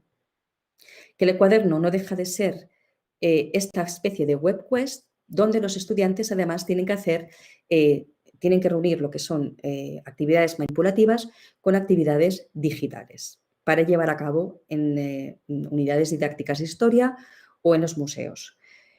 Las partes positivas de este ecuaderno es que tienen que hacer una resolución de casos, evidentemente, se potencia el trabajo cooperativo y el aprendizaje significativo. El trabajo cooperativo porque nos interesa mucho todo el tema de debates, de brainstorming, de comunicación, de toma de decisiones, de tener que llegar a decidir, a consensuar, y toda la parte también de coevaluación. La parte de resolución de casos porque se trata de identificar una situación concreta, específica, en un contexto real y presentar una propuesta. Y finalmente, el aprendizaje significativo, perdón que se me ha quedado aquí un poco en catalán, porque realmente depende de este proceso personal que siguen los estudiantes para lograr su fin. Por tanto, este ecuaderno acaba siendo un recurso educativo digital sobre el patrimonio cultural de Andorra. ¿Y por qué? ¿Por qué se nos ocurrió este trabajo? ¿O qué nos llevó a pensar esto? La necesidad de, como no hay dinero para autobuses para ir a los sitios, porque cada vez la crisis nos ha ido azotando más y más, porque este trabajo hace años que lo venimos encargando y nace en plena crisis, era una forma de crear recursos educativos para acercar de forma digital el patrimonio a las aulas. Y era una forma también de poder hacer actividades manipulativas y a la vez actividades digitales, reunidas en una sola plataforma. Por tanto, aquí nuevamente tenemos cuál es el proceso, desde acceder, analizar, experimentar. Esto podríamos casi resumir esta pirámide en casi reunir, descifrar, idear, crear y explicar. Desde la base hasta la cúpula. Es decir, primero necesitamos desencriptar la información, reunirla, entenderla, analizarla, fragmentarla para poder llegar a este proceso creativo y al final poder entender cómo debe ser evaluado. Aquí tienen algunos ejemplos de los proyectos de los estudiantes, como sería la sede del Parlamento de Andorra. Aquí no se puede ver porque la presentación es estática, pero esto es una máquina del tiempo de un personaje que habla, que es dinámico, que se va a Casa de la Vall a través de una máquina del tiempo y explica a los chicos la historia de Casa de la Vall, a los chicos de primaria, qué es Casa de la Vall y cuál es su importancia como parlamento. O, por ejemplo, el patrimonio románico, que es muy importante en Andorra, o el Valle de Madrid Perafita Claro, que es Patrimonio de la Humanidad en la categoría de paisaje cultural. Por tanto, hay la parte de cultura y de naturaleza en una perfecta simbiosis asociada. Sin dejar de lado, como he dicho, la parte también manipulativa. Aquí podemos ver, por ejemplo, un taller donde se está poniendo en valor toda la parte de lo que eran las trementinaires. Las trementinaires eran estas curanderas que recogían hierbas y creaban remedios, iban de pueblo en pueblo, de forma itinerante con su cesto para vender remedios caseros. Era una especie como de médico ambulante, ¿no? de la época. Y aquí esta persona, esta estudiante es lo que está presentando de forma manipulativa y, como les he dicho, igual que les hacemos crear las plataformas digitales, también hacemos que los estudiantes creen los recursos manipulativos que van a llevar al aula. Si es un juego, tienen que diseñar el juego con su tablero, sus fichas, sus instrucciones, sus preguntas, lo que sea. En este caso, como iba del tema que les digo, pues este es el resultado. Esta evaluación del e-cuaderno sobre unidades diferentes históricas nos llevó a crear un segundo trabajo que era el Smart Art Lab, que lo hacíamos en inglés, donde los estudiantes libremente podían escoger el artista que ellos quisieran. Les dábamos esta cierta libertad para que cada uno encontrase una parte que fuese motivante, pero a la vez les obligábamos a hacer una búsqueda sobre temas de arte. El resultado final era crear una plataforma web 2.0 parecida a la que han visto anteriormente, donde la rúbrica incluía la parte de arquitectura de la información, la parte de comunicación y la parte de viabilidad. Desde el punto de vista tanto de si era la facilidad de navegación, de la usabilidad, de los colores, de los instrumentos que habían escogido, etcétera, etcétera. Y estos son algunos de los resultados. Todo el mundo reconoce a Dalí. En esta parte pueden ver que si clicásemos aquí, por ejemplo, iríamos al apartado de las actividades manipulativas y si clicásemos aquí podríamos ir a la parte de las actividades digitales. Tantos estudiantes, tantos artistas. Cada uno escogía el artista que más le apetecía, en el movimiento artístico que le apetecía. Lo que era importante de este taller era entender, hacer investigación sobre quién era el artista, el movimiento artístico, la biografía, la bibliografía, la galería de las obras de arte, idear las actividades, un friso sobre la vida del artista, etcétera, etcétera. Y son diferentes ejemplos. Otra actividad, ya en la segunda categoría de ciudadanía democrática, fue a raíz esto fue el año pasado, a raíz del aniversario de la liberación de los campos de concentración de Auschwitz, y teniendo en cuenta la importancia de la competencia de la ciudadanía democrática y cívica en la Universidad de Andorra, les lanzamos el reto de crear una especie de cuaderno de taller sobre ciudadanos del mundo. Esto fue antes justo de la pandemia. Ellos no querían volver a repetir un taller tipo de cuaderno, pero yo insistía mucho en que ellos pudiesen realmente reunir en un solo documento, que no fuese un Word, todos los recursos que iban a encontrar, porque evidentemente, aparte de la parte manipulativa, ellos encontraron muchísimos recursos que ya existían en Internet y de eso se trata, de saber ser hábiles con una buena investigación y encontrar recursos que estaban ya a nuestra disposición para incrustar en estas plataformas. ¿Por qué digo esto? Porque en medio de esta asignatura que empezó en en febrero del año pasado, llegó el confinamiento. Y gracias a que era una actividad que yo había pensado para que fuese digitalmente, la transición a poderla finalmente hacer de forma digital 100% fue muy sencilla. Si hubiese sido un trabajo para hacerlo realmente físicamente y solamente físicamente, hubiésemos tenido más problemas. Los temas que, a pesar de que un poco la excusa fue, como les decía, este aniversario de la liberación de los campos de exterminio nazi, yo lo que quería que trabajase era con toda la parte de valores, de ciudadanía democrática, de democracia, y que ellos encontraran un tema que les tocase, que les interesase. Hubo 5 grupos, los temas que escogieron fueron migraciones y ciudadanía, las sufragettes, Ana Frank, el papel de la evolución de las mujeres en el mundo y la tolerancia a través de personajes históricos como Rosa Parks, Martin Luther King, Ana Frank, Nelson Mandela, Mohammad Gandhi. Este, por ejemplo, sería el trabajo de migraciones en el mundo, donde se potencia muchísimo todo el trabajo de pensar como un historiador, toda la metodología que habíamos visto a través de las diferentes sesiones en clase, y todo esto está hecho por los estudiantes. Y, como les decía, intentar aprovechar recursos que ya existían. Esto que ven aquí es un juego, es un videojuego de Naciones Unidas, de la ACNUR.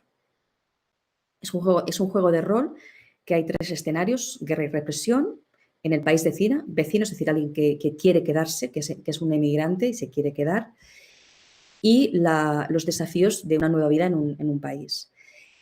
Se puede escoger una identidad.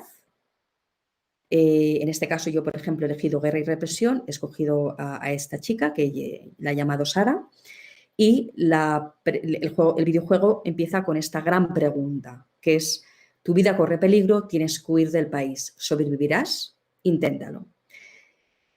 La primera prueba es que has sido citado a un interrogatorio porque se sospecha que eres un disidente y tienes que dar tu opinión sobre 10 cuestiones que te van a preguntar. Según lo que respondas, quizás choques con tu interrogador y, por tanto, igual te mandan de vuelta a tu país. Por tanto, tienes que jugar a ver qué respondes. Una de las preguntas es si renuncias o no renuncias a tu derecho a votar. Y puedes contestar sí o puedes contestar no. En función de si contestas sí o si contestas no, evidentemente hay unas consecuencias y hay una evolución dentro del juego. Entonces, claro, esto para toda la parte de derechos, libertades, pensamiento crítico, reflexión, es interesantísimo, no tan solo para los estudiantes de primaria, sino también para los propios estudiantes universitarios, que con esto evidentemente descubren muchísimas cosas y se abren grandes debates en clase. Lo mismo pasa evidentemente con el diario de Ana Frank. No voy a extenderme porque es un poco los mismos argumentos y realmente los 2 son trabajos magníficos, la pena que no podamos navegar a través de ellos porque son de una calidad de edición y de fenomenales. Pasamos a la tercera categoría, la dedicada a la geografía y a las tecnologías, y aquí quiero dar las gracias nuevamente a Isabel por todo lo que nos aportó, por todo lo que sumó, porque gracias a ella tuvimos la ocasión de poder realmente detenernos en la geografía y en la utilización de Google Earth, que fue realmente, perdón que se me ha quedado aquí una T, realmente Google Earth fue una excusa para nuevamente incidir en la importancia de cambiar nuestra mirada hacia el territorio. Es decir, aquí vemos, por ejemplo, una zona de Andorra con un climograma de una parte específica, pero también los estudiantes hicieron un gran trabajo de investigación de cómo el paisaje había evolucionado a lo largo del tiempo, con imágenes antiguas e imágenes recientes, como pueden ver en esta fotografía del antes y el después de una zona específica de Andorra, y la introducción, por ejemplo, de códigos QR para ampliar información sobre sitios específicos. Aquí pueden ver, por ejemplo, construcciones que están entre el siglo XII y el siglo XVI. Y nuevamente la imagen en blanco y negro del antes y la imagen en color del actualmente. Y al lado, en la parte azul, la descripción de cada uno de los bienes, ¿no? Desde una iglesia románica del siglo XII a una torre de defensa del siglo XVI o a las construcciones de la Reina Mora, que son unas estructuras excavadas en la roca. Y también, evidentemente, cuando miramos al paisaje hay que detenerse en la parte, evidentemente, de los accidentes naturales, ¿no? En este caso, en Andorra hay muchísimos lagos lacustres y este sería un ejemplo. No me entretengo. La rúbrica que ideamos con Isabel, donde básicamente analizamos la parte más formal de cómo estaba hecho el trabajo en función del encargo que se les había dado, si cumplían la metodología y los objetivos didácticos y la propia utilización de Google Earth en función del encargo que les había sido dado. Otro trabajo de transferencia a la sociedad fue este trabajo que se trataba de... En Andorra tenemos muchísimas capillas románicas entre el siglo VIII y el siglo XIII. Muchísimas capillas románicas para lo poquitos y los pequeños y lo pequeño que es el país. Realmente está salpicado todo el paisaje por estas pequeñas capillas que son realmente encantadoras y son una pervivencia de esta memoria histórica. En este caso, el románico en Andorra, en el currículum, se empieza a tratar en la ESO. Es decir, en todo primaria no se toca para nada el románico, cuando quizás es el elemento más sobresaliente y más fácilmente reconocible en el paisaje. Es sorprendente, pero es así. Nosotros nos propusimos el reto de poder trabajar el románico desde maternal hasta tercer ciclo, es decir, hasta los 2 últimos años de primaria. Es decir, en Andorra lo dividimos en maternal, primer ciclo, segundo ciclo y tercer ciclo. Y en este caso hicimos 5 equipos, cada uno para una de estas fases, maternal, primero, segundo y tercero ciclo. Y el último equipo lo que tenía que hacer era la construcción de esta web y comunicarse con cada uno de los equipos para poder reunir toda la información que había hecho cada uno de ellos en una sola web. Por tanto, era trabajo colaborativo y el objetivo final era crear una plataforma educativa para ponerla al servicio y a disposición de todos los colegios de Andorra, de cualquier sistema educativo y de cualquier nivel educativo. Este trabajo tuvo tal calidad que se colgó en la página web de la universidad como un recurso a disposición de la sociedad y se llevó al Ministerio de Educación para presentarlos a todos los profesores de ciencias sociales de primaria de la asignatura, bueno, que tratan temas en concreto del medio y la historia de Andorra. Por tanto, fue un ejemplo de trabajo colaborativo. Y como transferencia a la sociedad tenemos el ejemplo del Museo Thyssen, Carmen Thyssen de Andorra. Tenemos la colección de Carmen Thyssen instalada aquí en Andorra y gracias a trabajar con ellos de forma muy estrecha, además siempre nos lo han puesto muy fácil, el museo lanza un reto a los estudiantes de didáctica de las ciencias sociales, que recordemos que es una asignatura que se da en inglés, es Social Science Didactics, para que diseñen talleres familiares, talleres para familias, para el museo, con el compromiso que el mejor taller, total o parcialmente, se implementará en el museo. Con lo cual, realmente era una oportunidad fenomenal y única para los estudiantes, ¿no? Poder ver que tu trabajo realmente, un museo del prestigio del Museo Thyssen, lo pone a disposición de los alumnos. Se hicieron 5 equipos, cada uno con el nombre de uno de los artistas que en ese momento estaban exponiendo en el museo. Y esto es un ejemplo de las diapositivas del equipo ganador, donde tenían que hacer este trabajo dirigido sobre todo a familias, pero sobre todo a una edad de 10 a 12 más o menos. Y ellos jugaron con el estilo impresionista y el estilo expresionista porque en ese momento respondía a la exposición que había en el museo. Hicieron muchísimas actividades de diferentes, encontrar pistas, pero hubo por ejemplo, aquí tenían que encontrar este fragmento en diferentes cuadros, había este pequeño recuadro y ellos tenían que encontrar en qué recuadro era, pero una de las cosas que realmente les gustó más al museo fue que tenían que dibujar camisetas con diferentes estilos artísticos e intentar identificar qué estilo artístico era, si era impresionista, expresionista o si era otro. Y ellos crearon unas camisetas, estas camisetas que ven aquí, son camisetas diseñadas por nuestros estudiantes. Para analizar la viabilidad, entraron en contacto con una empresa, cuál era el precio de la camiseta, cuánto valía imprimirla, si podían tener el logo, y crearon camisetas para poder trabajar, es decir, son camisetas que tienen el logo del museo en la parte de la espalda y la parte delantera está en blanco para poder hacer las creaciones artísticas.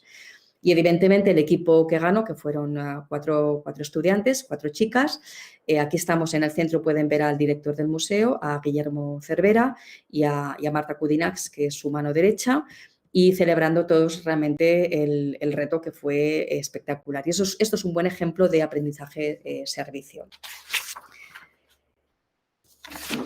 Y ya saliendo un poco de lo que es la tecnología, un poco la evolución es que ellos puedan diseñar talleres y que los lleven al aula. Entonces, en esta parte de transferencia a la sociedad podemos ver cómo en Casa de la Vall, que es el Parlamento de Andorra, con el colegio más cercano, se diseñó un taller, nos pusimos en contacto con la escuela de primaria, que enseguida recogió el guante, y esta persona que ven aquí agachada es una de las estudiantes creadoras de este taller, y lo llevamos directamente al museo, donde se hizo la visita, recorrieron el museo, hicieron las actividades. Aquí vemos a los chavales trabajando un poquito. Y entonces, en Casa de la Vall hay un armario que se llama el armario de las 7 llaves, y es porque en Andorra está dividida en 7 grandes, como 7 grandes demarcaciones, que se llaman parroquias. Y antiguamente, cuando todos los documentos más importantes de cada una de las parroquias se guardaban en este armario, y había una persona escogida de cada uno de estos municipios que tenía una llave, y para poder abrir el armario tenían que estar todas las parroquias presentes, poner la llave al mismo tiempo, girarla al mismo tiempo para poder abrir y acceder a los documentos. Entonces, es el armario de les 7 claus, el armario de las 7 llaves, realmente tiene un valor histórico muy, muy, muy importante. ¿Qué hicimos nosotros? Hicimos una especie de juego de pistas. Cada vez que solucionaban una pista, podían acceder a una de las llaves. Al final, con las 7 llaves que iban colgando, incorporando en su dossier, una llave por cada una de las 7 parroquias, los acreditamos como exploradores.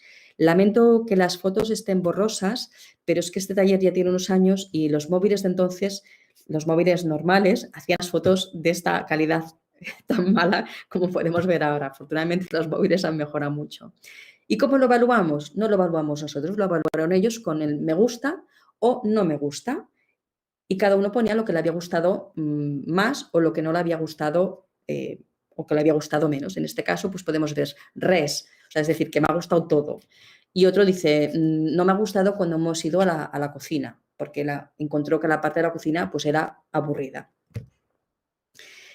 Y para llegar finalmente a las conclusiones, intentar ceñirme al tiempo que nos ha sido dado, es un poco esta idea de nuevos escenarios de aprendizaje, esta educación 360, donde la universidad debe construir puentes con la sociedad, con la escuela, donde los estudiantes para nosotros siempre están en el epicentro, para nosotros son lo más importante, son la razón de ser de la universidad. Y no, la universidad sin ellos, evidentemente, no tiene ningún sentido.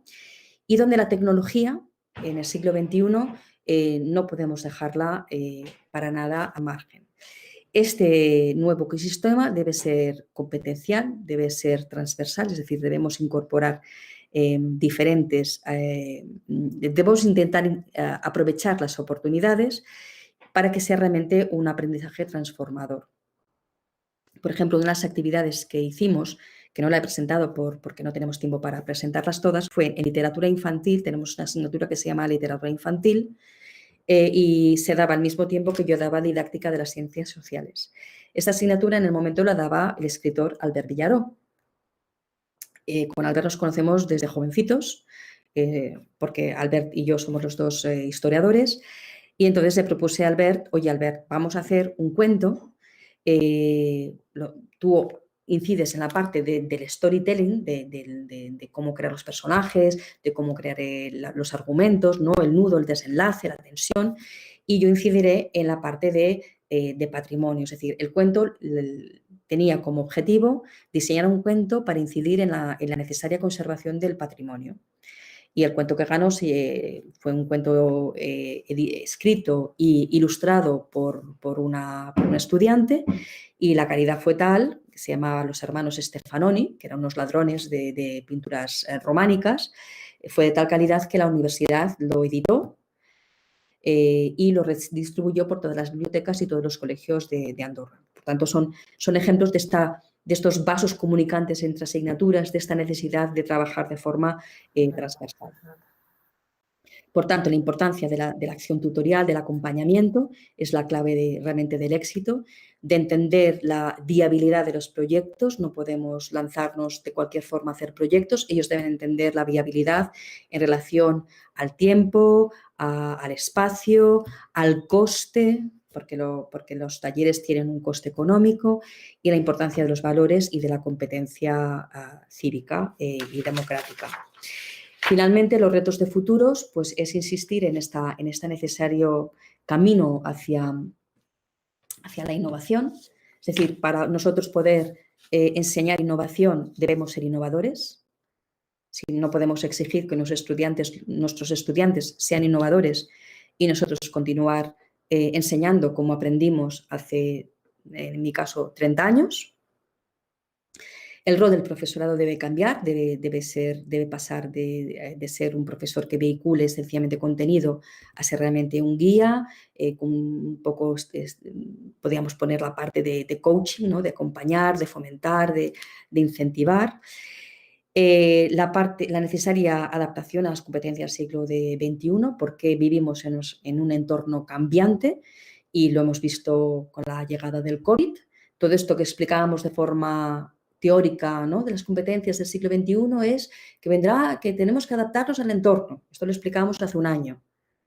Pues ahora ya no hace falta que incidamos más, es así. Lo hemos podido comprobar todos de primera mano.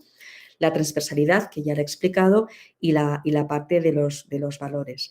Sí que quería decir una cosa más antes de acabar. En esta transformación digital, ¿no? de la que tanto hemos hablado y que además creo que encaja muy bien en este congreso, y en la formación de los profesores. El otro día, asistiendo a unas charlas, definían a los profesores, los empaquetaban como en 3 categorías, ¿no?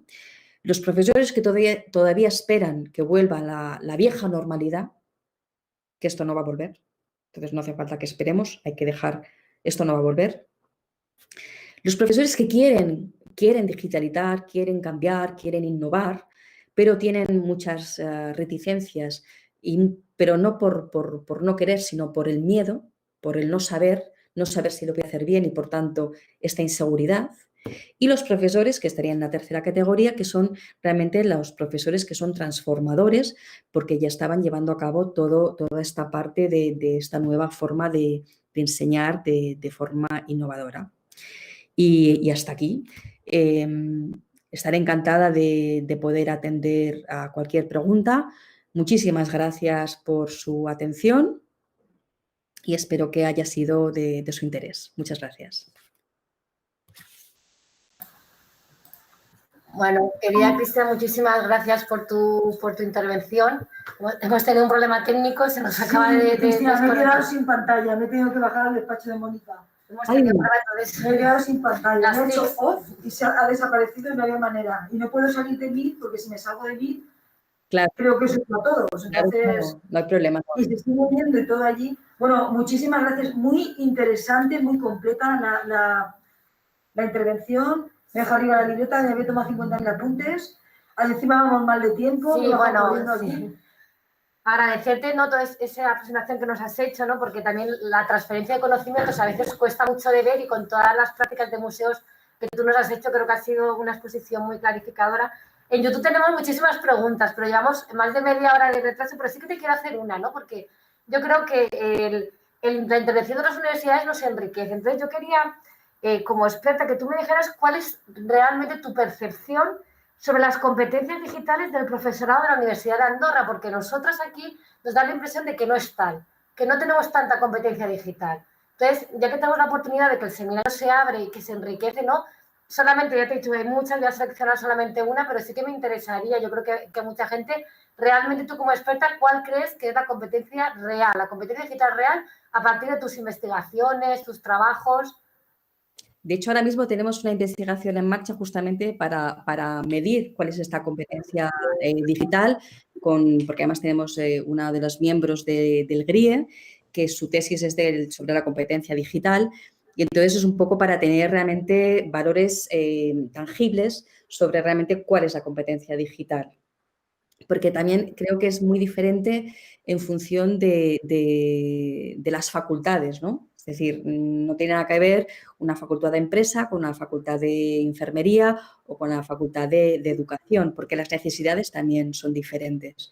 Pero creo que lo que sí que compartimos, por el hecho quizás de que somos una universidad pequeña, porque somos un país pequeño, tenemos que decirle al mundo que, claro, tenemos 70.000 habitantes en todo el país. Y en la universidad, en el campus, diariamente tenemos sobre unos 550 estudiantes en total, de todas las titulaciones. O sea, esta es nuestra medida.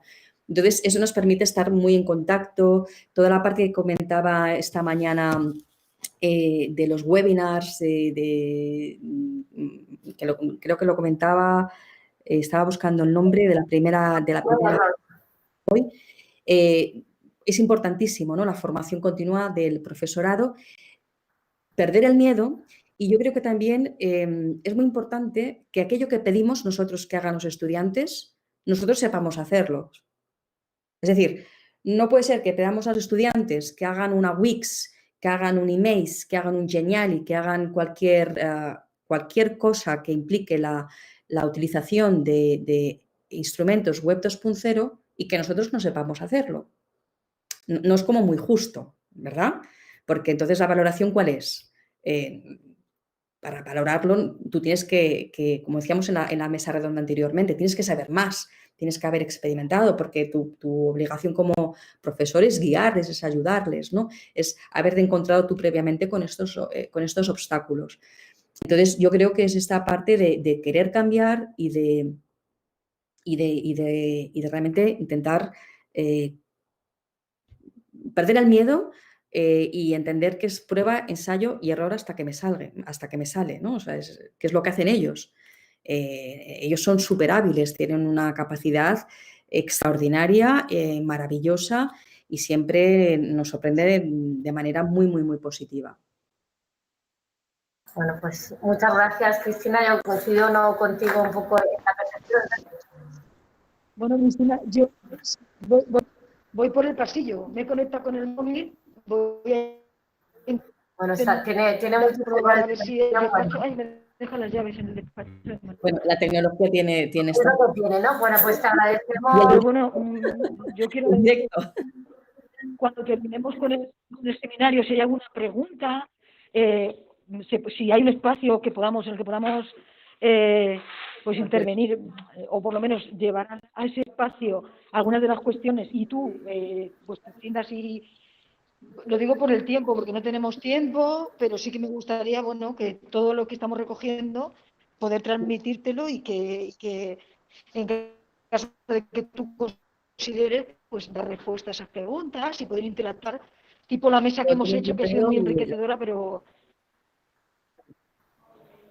Cualquier cosa vale, muy bien. Pues muchísimas gracias, Cristina. A todos los asistentes, muchísimas gracias a vosotros y enhorabuena otra vez. Gracias, Cristina. Venga.